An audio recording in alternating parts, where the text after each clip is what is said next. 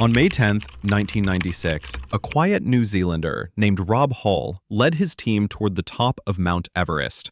Hall was only 35, but he was already a legend, one of the most respected guides on the mountain, known for his calm voice on the radio and his ability to keep clients alive in impossible conditions. He had already stood on Everest's summit 4 times. This time, he was leading a group of paying climbers, who each spent $65,000 for the chance to touch the roof of the world. That morning, the sky was clear, and winds were calm. It should have been perfect, but Everest rarely keeps her promises. Another team, led by American guide Scott Fisher, was also climbing that day. Dozens of climbers crowded the route, an invisible traffic jam forming in the thin air above 26,000 feet, the place mountaineers call the death zone. Rob's team included Doug Hansen, a mailman from Seattle who had failed to summit the year before. Doug was determined not to turn back again. Rob had set a strict rule: if you're not on the summit by 2 p.m., you turn around. No exceptions. But when 2 p.m. came, Doug was still below the top, moving painfully slow. Rob faced the choice no guide ever wants to make: abandon his struggling client or keep climbing and risk both their lives. He chose loyalty over safety.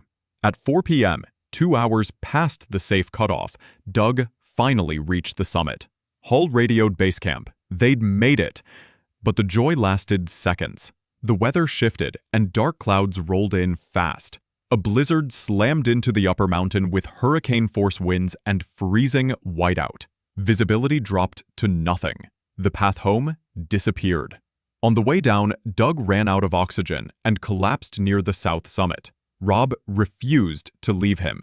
They huddled together in the storm, their oxygen tanks empty, their bodies freezing solid at nearly 29,000 feet. Through the night, Rob kept calling base camp by radio. His voice grew weaker each time. "We're not in good shape," he said, still thinking about his client before himself.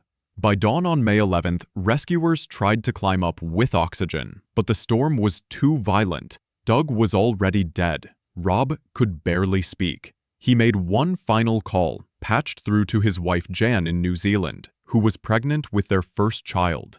In the frozen darkness, he told her he loved her, and to name their baby girl Sarah. Then, the radio went silent. Rob Hall died on May 11, 1996, still clipped to the rope beside Doug Hansen. 8 climbers perished in that storm, one of Everest's deadliest days. Hall's body remains near the south summit, a frozen monument to duty, love, and the terrible cost of chasing the highest dream on Earth. On May 14, 2006, David Sharp, a 34-year-old British engineer, set out on a solo climb of Mount Everest via the North Route in Tibet. Sharp was an experienced high-altitude climber, but he had chosen a cheaper, unsupported approach. No Sherpas, minimal equipment, and a small oxygen supply. Every step he took was a gamble. Every decision, a test of endurance against the mountain's deadly environment. Sharp moved steadily through the night, navigating the first and second rock steps that had challenged climbers for generations. By dawn, he approached the summit pyramid. The conditions seemed perfect: clear skies, light winds, but the mountain is never forgiving. Exhaustion weighed heavily on him, and the descent, always the deadliest part of the climb, loomed like a shadow. At approximately 11 a.m., David Sharp reached the summit alone. It was the culmination of years of preparation, the realization of a lifelong dream.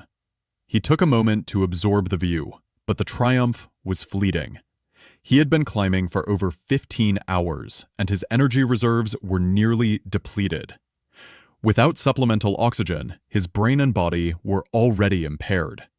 The descent would require every ounce of strength he had left.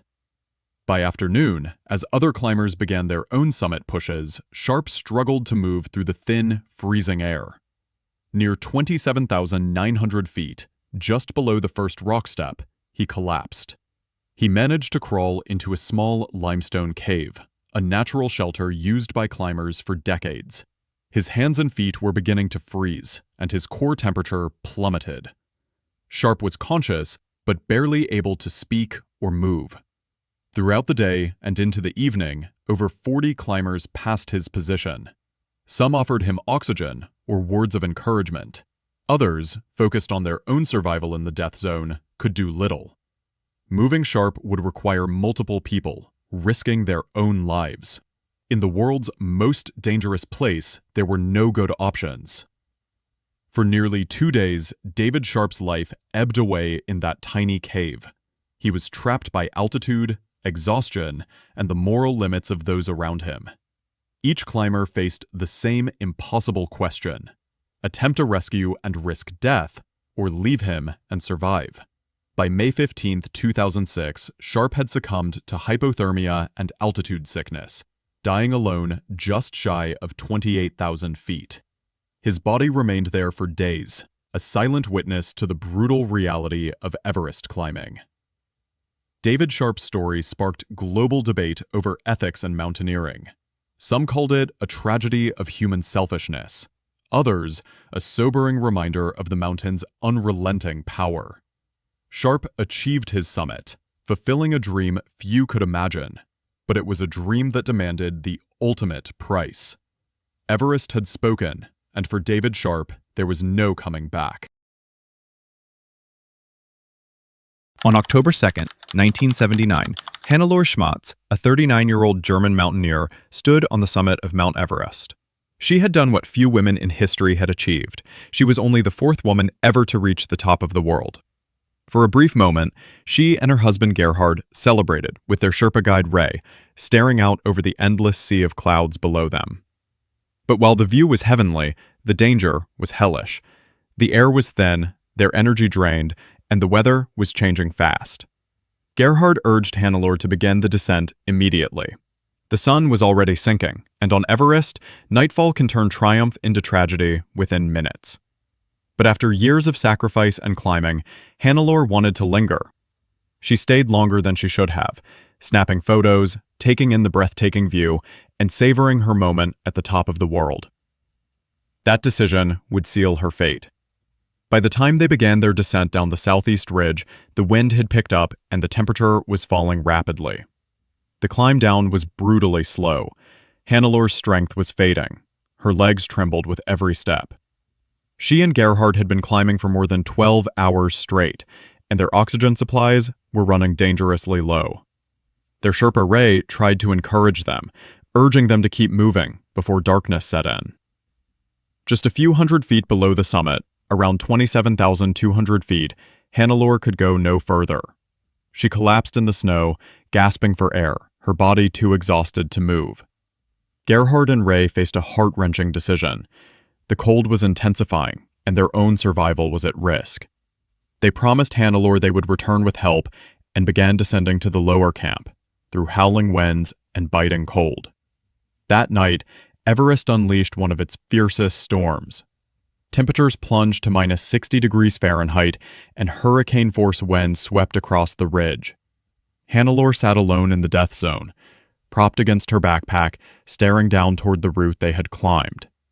Her breathing slowed, her blood thickened from the cold, and her body quietly shut down.